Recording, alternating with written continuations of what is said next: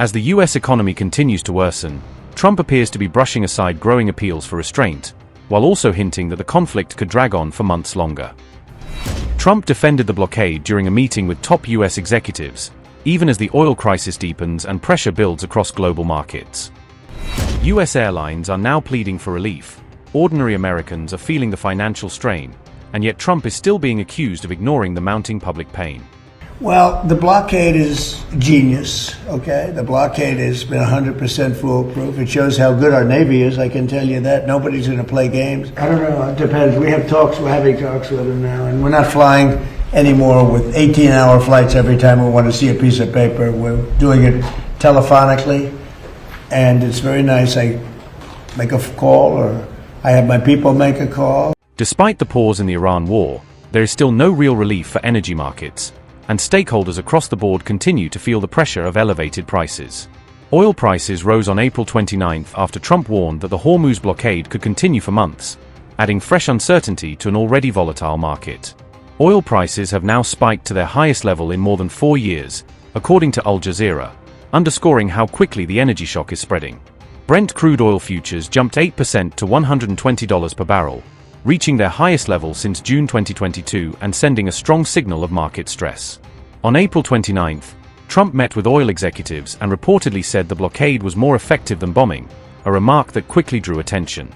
Remember, Tehran had demanded that the US blockade must end before any peace deal could be made, making the energy issue central to any possible negotiations. At the meeting with oil executives, Trump also raised efforts to alleviate global oil price pain, signaling concern over the wider economic fallout. Trump additionally discussed ways to minimize the impact of the blockade on American consumers, as pressure grows on households facing higher fuel and shipping costs. The details were revealed in an Al Jazeera report, which cited a White House official as the source of the information. On April 29th, Trump also claimed that the US Hormuz blockade was genius and impenetrable, framing it as a strong strategic move despite the criticism. We're not going to let Iran have a nuclear weapon. And we've knocked out their Navy, we've knocked out their Air Force, we've knocked out their anti-aircraft, everything, apparatus, everything they have, their radar. They have very little left. And they have some missiles, a small percentage. They have a small percentage of missile-making facilities. We knocked out about 80% of them. The rest could come very quickly if we don't make a deal. They're not going to have a nuclear weapon. They know it. And just about everybody else does. President, regarding Iran, how long are you prepared to maintain the blockade? Could that go several more months? Well, the blockade is genius, okay? The blockade has been 100% foolproof. It shows how good our Navy is, I can tell you that. Nobody's going to play games. We have the greatest military in the world, and I built much of it during my first term, and we've been building it since. And the greatest anywhere in the world, nobody even close. And you see that whether it's Venezuela, and they have a good military in Venezuela, but it was over in one day. It was actually over in about 48 minutes.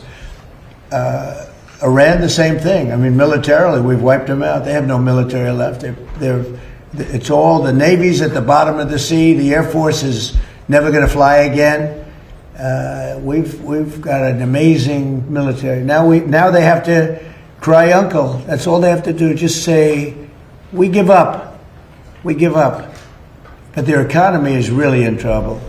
So it's a dead economy. Will Operation Economic Fury and the blockade get Iran to nuclear talks fast enough, or do you think another wave of strikes will be necessary? I don't know. It depends. We have talks. We're having talks with them now, and we're not flying anymore with 18-hour flights every time we want to see a piece of paper. We're doing it telephonically, and it's very nice. I make a call, or I have my people make a call, and you know the answer. I always like face-to-face. I consider it better.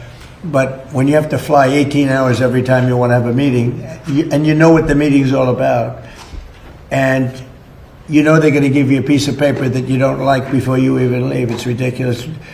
They've come a long way. The question is whether or not they're going to go far enough. So at this moment, there will never be a deal unless they agree that there will be no nuclear weapon. The stalemate over the blockade in the Strait of Hormuz looks far from over, with no clear breakthrough in sight and tension still high on the waterway. US President Trump has instructed his aides to prepare for an extended blockade of Iran, signaling that Washington is ready to maintain pressure for a prolonged period. Trump has chosen to keep squeezing Iran's economy and oil exports by preventing shipping traffic, using maritime pressure as his main lever instead of direct strikes. These details were reported by the Wall Street Journal and cited by the Times of Israel on April 28, outlining how US strategy around the blockade is evolving. Trump believes that other options, such as resuming bombing or walking away from the war altogether, carry greater risks, so he has doubled down on the blockade as the least bad option in his view.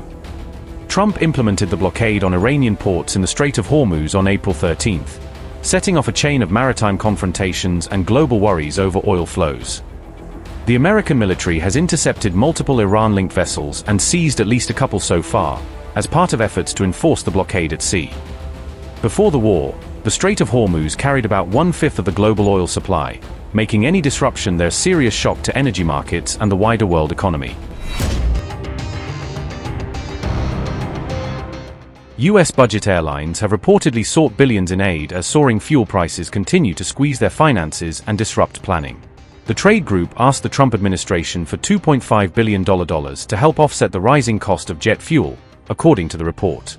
The trade group said it was seeking relief in order to keep ticket prices affordable, as reported by Al Jazeera, amid fears that higher costs could be passed on to passengers. The Association of Value Airlines said smaller carriers have been hit the hardest by fuel costs, warning that low-cost operators are especially vulnerable to prolonged price shocks.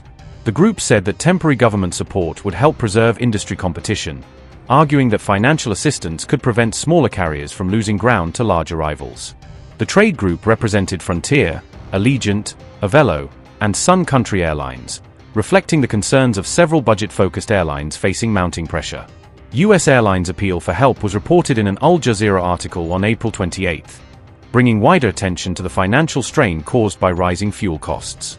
Another member of the group, Spirit, is also in talks with the US government over potential financing deal, as it looks for ways to stabilize its operations. The deal could keep Spirit flying as it navigates price shocks amid its second bankruptcy since 2024, underscoring how severe the pressure has become for the carrier. California stands among the very first states in the United States to feel the devastating effects of the oil shock stemming directly from the ongoing conflict with Iran, hitting residents with immediate shortages and soaring costs. California's gasoline inventories have sharply declined to unprecedented record lows amid this turmoil, even as fuel prices continue to surge upward at gas stations across the state, squeezing consumers harder every day. A deeply worrying situation unfolding in California was exclusively revealed by the Reuters news agency in their detailed report published just yesterday on April 16, shining a spotlight on the brewing crisis. Californians are now shelling out an average of $5.86 per gallon for fuel at the pump, marking the highest price anywhere in the entire US and turning routine drives into a major financial burden for millions. The California rate towers far above the national average of just $4.09 per gallon seen in the rest of the US, according to the latest data from Reuters, highlighting the state's unique vulnerability in this energy crunch. Since California heavily relies on imported refined products shipped in from Asia to meet its massive demand, this escalating crisis is likely to worsen significantly in the coming days and weeks ahead.